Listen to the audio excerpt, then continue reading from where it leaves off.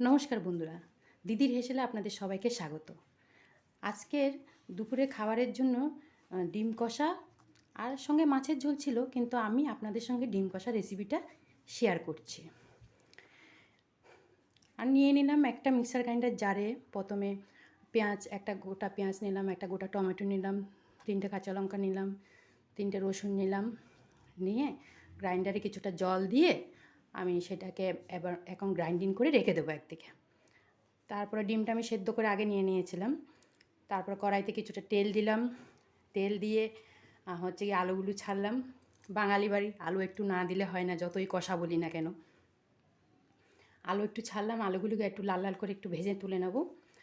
তারপরে আলুতে একটু নুন দিয়ে ভাজলে আলুর ভেতরে গিয়ে এই নুনটা ঢুকে যায়, এই আর কি।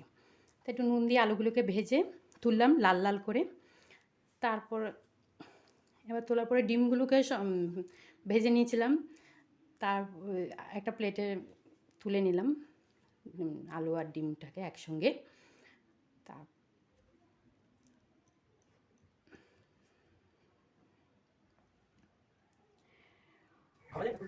এবার কড়াইতে তেল ছিল কিছুটা, আর আমি তেল দিইনি। এখন দিলাম দারচিনি, এলাচ, শুকনো লঙ্কা, তেজপাতা, একটু সাদা জিরে দিয়ে একটু 2-3 সেকেন্ড, 10-15 সেকেন্ডের মতন একটু নাড়লাম, একটু সুন্দর ফ্লেভার বেরোবে। তারপরে দিয়ে দিলাম কুচানো পেঁয়াজ। ওটা যখন একটু ভাজা ভাজা হলো ফোড়নটা, তারপর কুচানো পেঁয়াজটা দিয়ে দিলাম। কুচানো পেঁয়াজটা দিয়ে ভালো করে একটু নাড়লাম। দেখুন কুচানো পেঁয়াজটা যখন দেখবেন ব্রাউন কালার হয়ে যাচ্ছে, ভাজতে ভাজতে দেখবেন একটু ব্রাউন কালার হয়ে যাচ্ছে, ব্রাউন কালার হচ্ছে, তখনই গিয়ে আপনি এই গ্রাইন্ডিং করা যে মশলাটা ছিল সেটা দিয়ে দিন।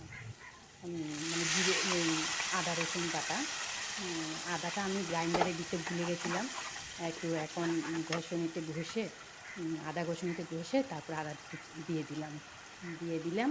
এবার গিয়ে একটু ভালো করে নাড়বো। নাড়তে নাড়তে তেল আর মশলা আলাদা হয়ে গেল যখন, তখনই আমি দিয়ে দিলাম জিরের গুঁড়ো 2 চামচ, ছোটো চামচ, ছোট্ট চামচে 2 চামচ জিরের গুঁড়ো, 2 চামচ ধনের গুঁড়ো, 2 চামচ লঙ্কার গুঁড়ো। একদম ছোটো যে আইসক্রিমের চামচগুলো হয় না, যেরকম খেতে যেরকম, ঠিক ওই রকম চামচগুলো, বেশি বড় না। তারপর ওতে দিয়ে দিলাম, দিয়ে একটু জল দিয়ে দিলাম। ওই মিক্সার গ্রাইন্ডারটা ধুয়েও একটু জল দিয়ে দিলাম, দিয়ে এবার মশলাটাকে আমি কষাতে থাকবো। যতক্ষণ কষাবো ততক্ষণে দেখা যাবে তেল আর মশলা গা ছেড়ে দিয়েছে।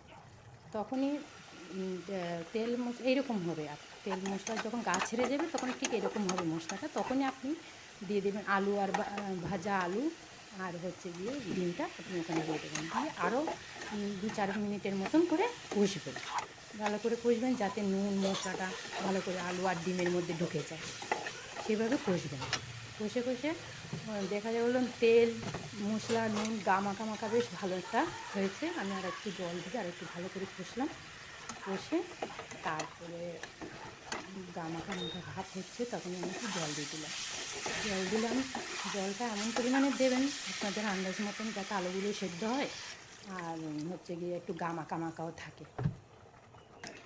তারপরে এখন জল দিয়ে এখন একটু হলুদ দেবো, আর একটু মনে হচ্ছে লঙ্কাটা কম হবে, আর একটু লঙ্কা দেবো।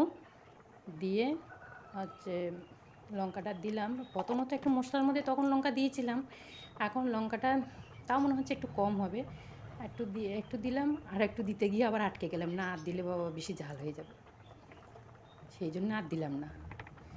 তারপরে গিয়ে একটু নেড়ে চেড়ে এবার 2টো কাঁচা লঙ্কা ছিল, ও 2টো কাঁচা লঙ্কা ভেঙে দিয়ে দেবো, একটু ভালো ফ্লেভারটা আসে কাঁচা লঙ্কাটায়।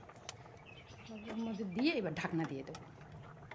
ঢাকনা দিয়ে হতে থাকবে, আলুগুলো সেদ্ধ হতে থাকবে, ডিমটার মধ্যেও মশলা টশলা ঢুকবে। যখন এরকম চতুর্দিক দিয়ে ফুটছে মনে করবেন, তখন একটু খুন্তিটা দিয়ে দেখবেন আলুগুলো সেদ্ধ হয়েছে কি না। সেদ্ধ হলে একটু 2-1টা আলু একটু ভেঙে দেবেন। ভেঙে দিলে একটু তরকারিটা দেখতেও ভালো লাগবে, আর একটু খেতেও ভালো লাগবে, মাখা মাখা ভাবটা আসবে। তারপর আমি একটুখানি নিয়ে দেখলাম নুনটা ঠিক আছে কি না, দেখলাম না নুন আর একটু লাগবে, তা আবার অল্প একটু নুন দিয়ে দিলাম। নুন দিয়ে তারপর একটু গরম মশলার গুঁড়ো দিয়ে দিলাম। গরম মশলার গুঁড়ো দিয়ে তারপর ঠিক করে নামিয়ে নিলাম। একটু নেড়ে চেড়ে নিয়ে তারপরে নামিয়ে নিলাম।